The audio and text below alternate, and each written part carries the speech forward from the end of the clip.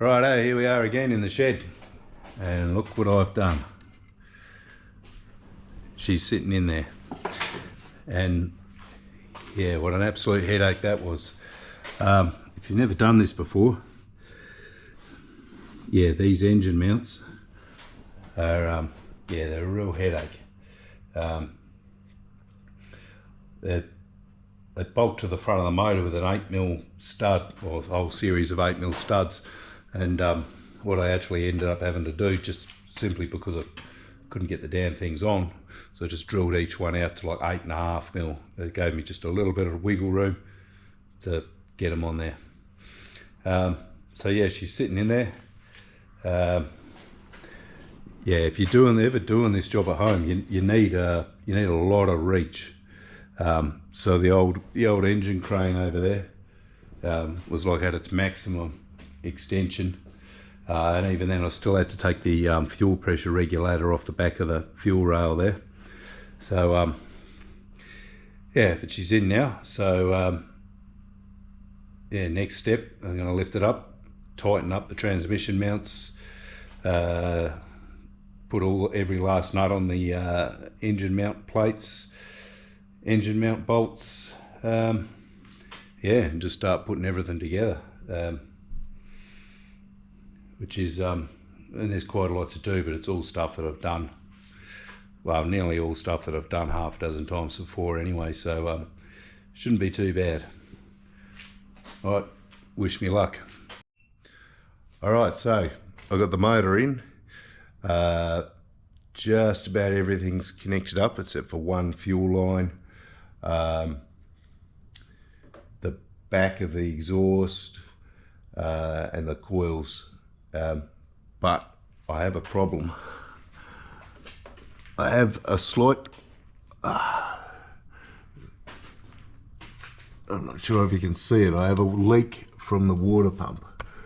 Yeah, it's real hard to see, but it's got a slight weep from the body of the water pump. So yeah, it's a bit of a bummer because, well, the motor's got to come out to replace that. So what am I going to do? I'm going to fill it with water, start her up, get her up to temperature and see if it still leaks.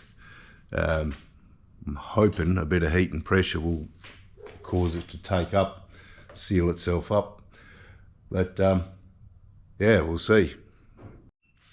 All right, looking from the top, yeah, I've got everything in. I need to go through and neaten everything up. I've and sort of cable tie wires and so on in place. I've still got to fit the throttle bracket. I'm not going to put all the intake on. I'm going to get it running first. Yeah, the aircon, I'm going to redo my aircon mounts. I've got a new compressor for it, but yeah, I'm not really happy with the way the aircon's mounted, and it's the middle of winter here, so we don't need aircon yet. So yeah, I just got to connect one last fuel line from there to the return. Yeah, down around this part here, you get a lot of, yeah, obviously I can't have the wiring loom drooping down there, getting close to the exhaust. I haven't bled the clutch yet. I left it overnight. I was kind of hoping it might bleed itself, but yeah, a bit of wishful thinking there. Yeah, what else? That's about it. Coils, I haven't connected the coils up yet. They mount here on my car. So I'll probably drain 20 litres of fuel out. The fuel's about a year old, so I've drained 20 litres out, and I've got 20 litres of fresh fuel. I'm going to put the battery on charge. The battery has been on charge. I have charged it sort of intermittently over the last sort of year and a bit. So yeah, the battery should be all right. But it's probably going to get I'll pull all the plugs and just turn it over and see if I can get some oil pressure. So yeah, got to put that fuel line on, fresh fuel. While I'm turning it over, I'll probably pull the relay for the fuel pump and yeah, just turn it over and make sure it doesn't make any horrible noises. Yeah, and go from there. Alright, so I've pulled most of the spark plugs and I'm about to just give it a hit on the starter. And getting into this car is not getting any easier. We'll see if we can get any oil pressure. Now from what I've read, this takes a long time, so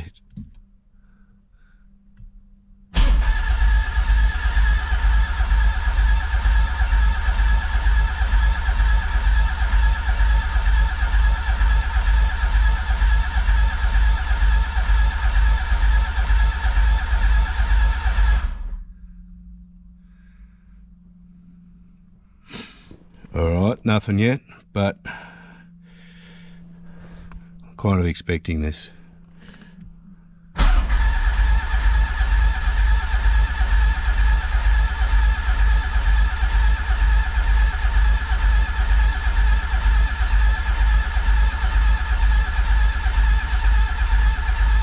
Hey!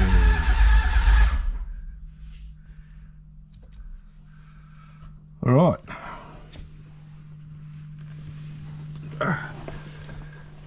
And my starter motor works too. Pretty happy with that. Alright, so I guess now put the plugs back in. And I was a bit worried about, you know, what weird and wonderful noises it might make. But yeah, sounds sweet. So plugs back in. I didn't pull the, like for some reason when I put the motor together, I put the plugs back in the head and tightened them. Not sure what I was thinking at the time, but so the back three on that side are still in there. So as you can see, it's absolutely filthy.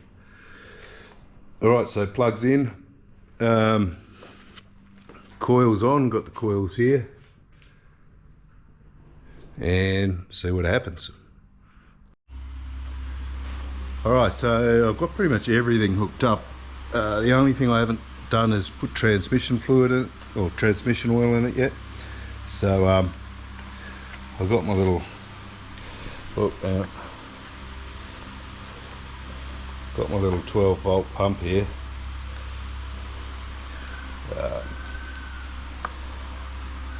Right, it's a bit hard to do one-handed. Yeah, I should probably clean that out.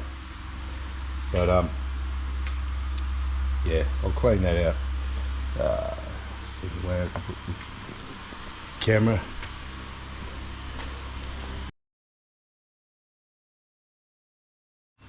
Alright, so I've just dumped out what's in the hose, and I've got one of those sort of the hand pumps that you use to put transmission fluid in.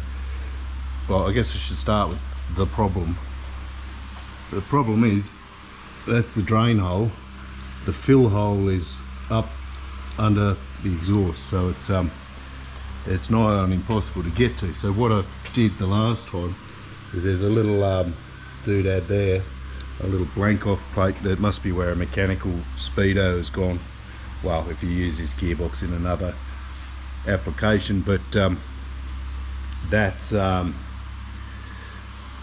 yeah, that's just got a blank off plate on it. So basically I'll drain the oil, and well, I've only done this once before, but I'll drain the oil and I'll just put 2.5 litres in, which is its capacity. So, well, that's what all the books say, but I'm trying with this 12-volt pump, and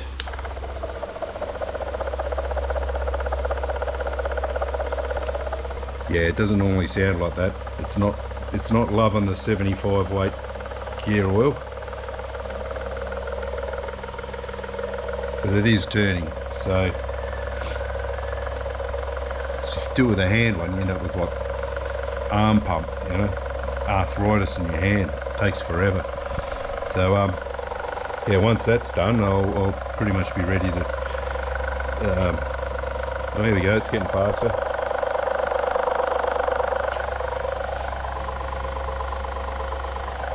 Yeah. So once this is done, I'm going to just connect the app up on my phone to the ECU and just make sure everything's right. I'm just to double check that the throttle position sensors are sort of reading something sane. Yeah, just make sure there's nothing obviously wrong there. Yeah, and it should be ready for a start.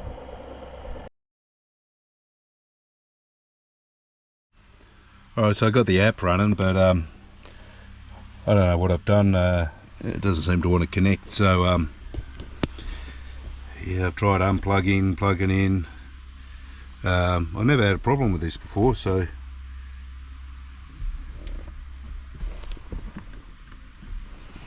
makes me wonder, what have I done?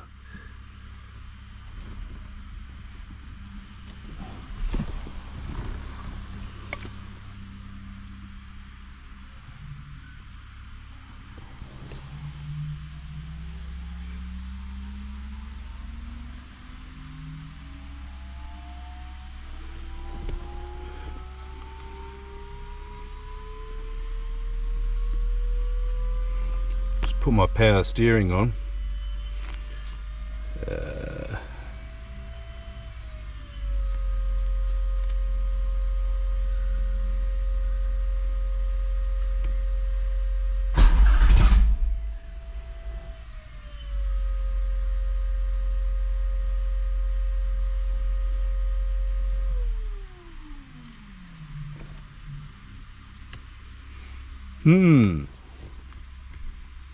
Come on.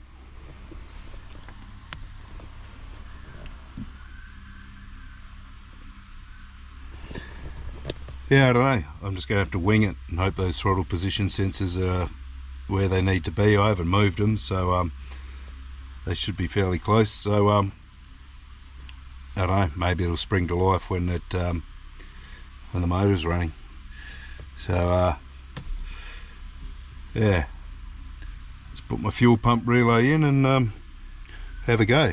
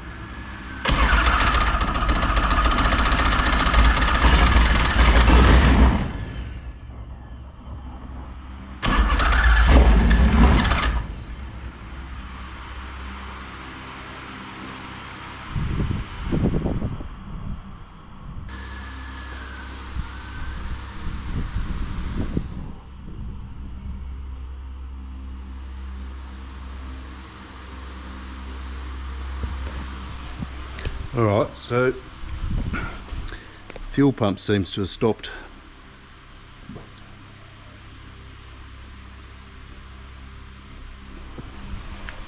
Alright, I'm sure I heard it running a second ago.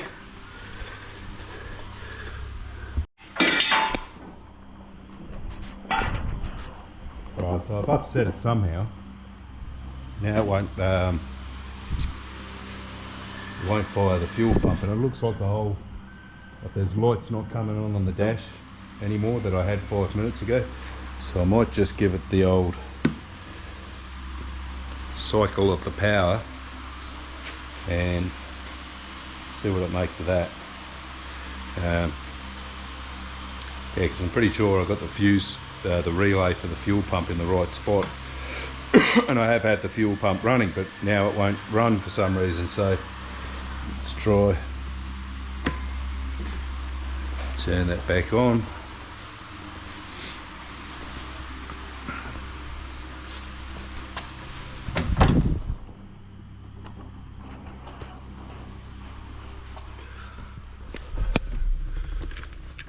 Light is flashing.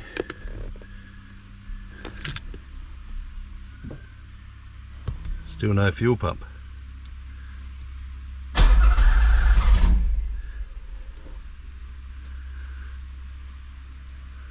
What have I done?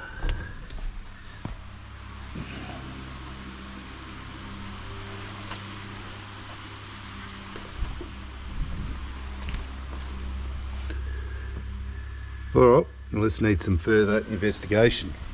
Be back in a minute. Alright, so I'm at a bit of a loss here. For whatever reason I just cannot get the fuel pump to fire. So I don't know whether it's the relay, the fuse is good, or somehow the immobiliser has kicked in and has locked me out. It'll start to fire up. Look, if I spray like carby cleaner down there, it'll fire. But it even ran for like 10 seconds or so. But yeah, the fuel pump, nothing. So I'm going to go and get another relay and get some new batteries for the immobiliser and see what happens there. Alright, so I've had a bit of a win, well, kind of a win. As I said before, my fuel pump wasn't priming on startup, so yeah, I've messed around with relays and hitting the immobiliser, put a new relay in, put a new battery in the immobiliser.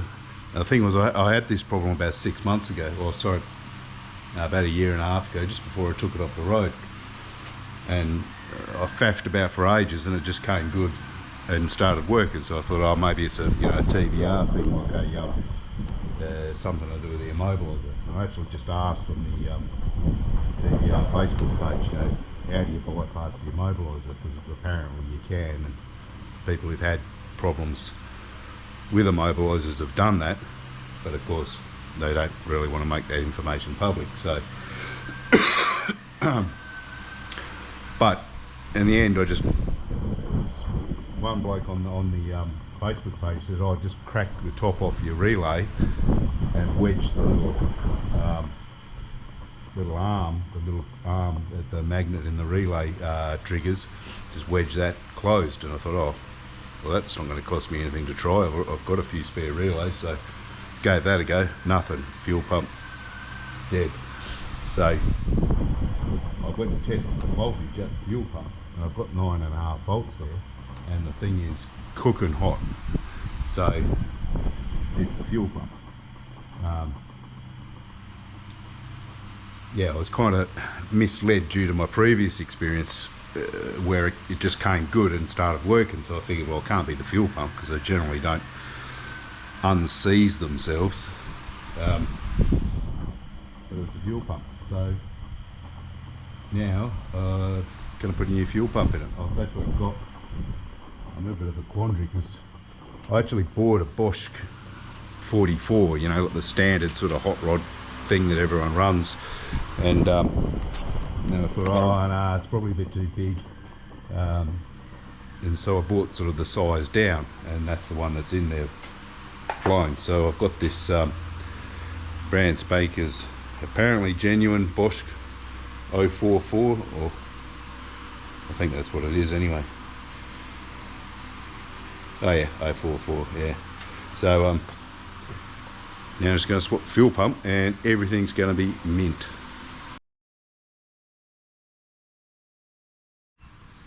Righto, so I've got the old pump out. She's still warm to the touch. Yeah, as you can see, she's like brand new, but doesn't work. And this is the new pump, the 44.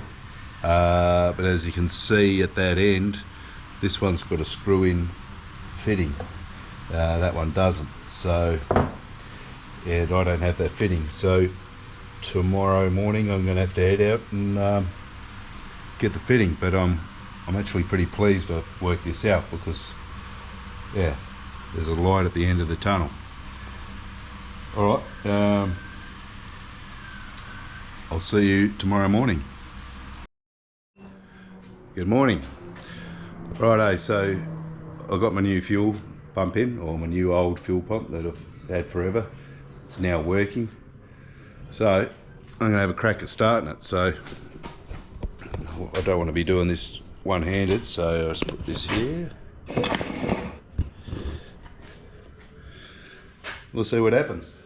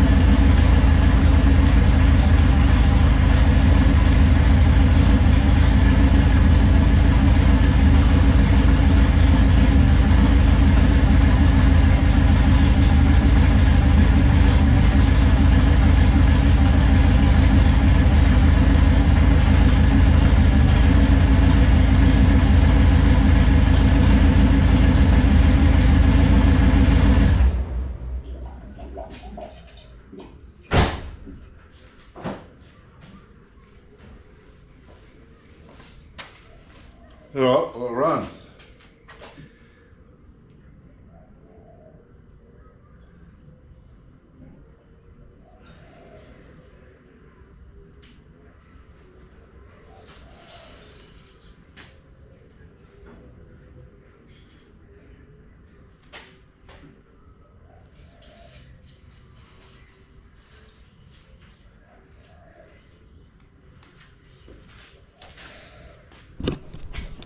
Alright, so I'm just going to put the last litre of oil in. I know it needs 6 litres, so yeah, put that last litre in. Seems a little low, and then we'll try again. Righto, so I'm starting to think this thing's cursed. My electric power steering pump has well, it's just died. I don't know why. It's got power going to it. Should be working. It was working. Now it's just dead. Apparently, from what I'm reading, is something they do from time to time. I've got the full exhaust on. Yeah, I have had it running with the exhaust. So what have I got to do now? Bleed the clutch. Go and see if I can get a new second-hand power steering pump. I haven't even taken my new aircon compressor out of the box yet, so I wasn't going to worry about that just yet because it's very cold at the moment. But I was actually going to try and get the car ready for the Gin British Car Show, but that didn't happen. So now that I'm delayed anyway, I think, well, maybe I will put the get the aircon going again. Yeah, that's about it. So what I've got to put in the body panels, the intake. There's going to be a lot of fiddling around finding the appropriate fasteners for that. Which reminds me, I'm about to head out now to the car wreckers, so I might grab some nuts and bolts, see what I need for, yeah, get some fancy bolts to hold the cam covers on and make sure I got everything I need. I put my little anti-vibration clips that I've got for the back brakes, you know, the little metal spring plate things, because this thing did have a tendency to squeal, and the front already has them. So yeah, see how that goes. It might not look like it, but I've sort of secured most of these lines and so on at the back of the intake, sort of tied them up. Yeah, like I said, it might not look like it, but yeah, probably got a couple more I've got to secure there. This is my fuel supply line. That's going to be, there's a bit of a design flaw in the old Cerbera. The fuel supply line comes in through there, straight over the top of the exhaust manifold, but it's all insulated, so as long as I secure it out of the way so it's not touching, it should be fine. And there's no real other way to do it. So all right, when I come back, I should have a power steering pump.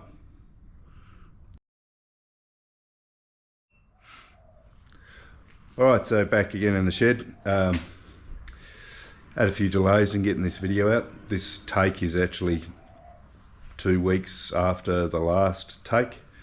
Yeah, for a variety of reasons. I've been a bit slow getting this one out, but I thought I'd let you know. Well, where am I? That's about where I am. Some of you may see this big lug. So what have I done there? Well, I built a catch can. So if you look here, from this direction, there's a pipe there. That is flush with the bottom of the catch can. This pipe here actually goes up to about 20 mil short of the top. And across here, about there, there's a baffle plate, basically a plate just welded in there that's just full of small holes, just to try and catch some of that oil.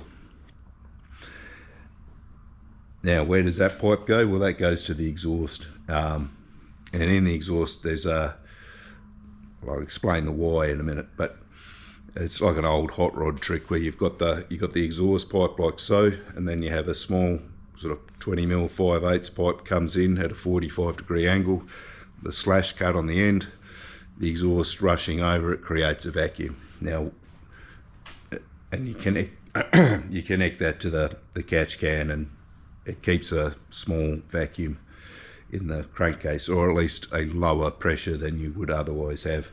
You're not going to have a huge vacuum. That's the hose for it there, and it's just a soft silicon pipe, so we're not talking, you know, golf ball through a garden hose type vacuum here. We're just talking lower than atmospheric pressure. So why have I done this? Well, this thing used to blow oil out of the dipstick there, and I thought to myself, okay, well maybe that's blow by, so maybe the rings are on their way out. Did a compression test. Nah, it's like 230 odd psi. I did have it up on the board there. No, it's not there anymore. Yeah, it was like 230 psi on every cylinder. So I thought, okay, all right, well, it's not blow by. Apparently these things have the crankcase ventilation oil setup is not the greatest, and it used to blow out the seal at the back of the shaft there, the back of the shaft that drives the alternator. I'm actually on my third seal now, and it's not leaking yet. So yeah, keeping a slight vacuum on the crankcase if you can reduces oil leaks, keeps that, you know, keeps the motor from sort of bursting under its own pressure. What else? Well, obviously you see there's no aircon compressor there, so that's my my next mission. Well, after I've done what I've got to do over there. I was discussing this on one of the forums or whatnot a while ago. Anyway, well, the original aircon compressor that's over here, that died a long time ago. But if you look at this one, note that it's got the bolts go from that direction. So why didn't I just get another one of them? Well, they're to get one of them to Australia, I looked around and I was looking at about $1,500. So I actually adapted a this is a BA Falcon compressor, and I made up this fancy mounting plate, which is a bit rough and ready, but it worked. And that meant that I had to drill and tap these holes. Now I thought, oh boy, aren't I clever, look what I've done. And then when I went to put it in, I realized that if you look at these bolts here at the back and look at where they're located in there, it's nigh on impossible to get the bolt in there, and well, it's extremely difficult. Like, it's a real pain in the backside. So what am I going to do? Well, this compressor that I got from the wreckers for $100, what do you know, it didn't last very long. This one's brand new. So what I'm going to do is I'm basically going to draw one of these up on the computer, make a new one, and I'm just going to have these holes as slotted, with maybe a little bit of a dip just there. So I'll be able to sort of put the bolt and the nut in here and just sort of drop it down and in like so from outside. Because the thing too is you've got two bolts here, so you can't just bolt the compressor to this and then bolt it in. I kind of outsmarted myself there, but now I've committed. Like these are the fittings. These are the threaded end from the TVR and this end from the Ford Falcon. So yeah, I've kind of committed to this. Well, I suppose I could find another compressor with different fittings, but then I'd have to redo, basically start again. But yeah, so that's where I'm at. Hopefully in the next video, oh yeah, I was going to talk about the bonnet. Yeah, what a pain in the ass putting the bonnet on is. And I've got the fancy mounts that make it easier. They don't make it easy, they make it easier. So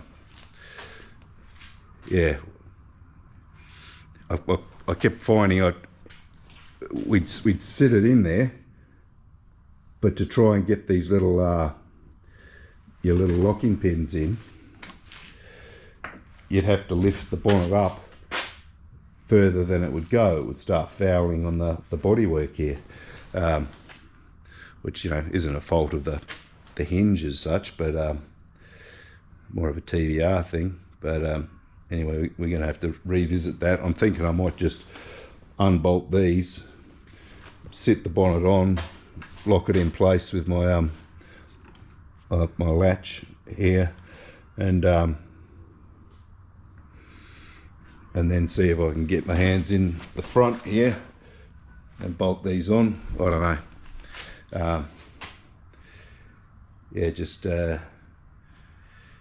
seems like it should be easier. Like there's a technique there somewhere that I haven't worked out. Anyway, that's it for this month. Hopefully next time I'll be driving. See you then.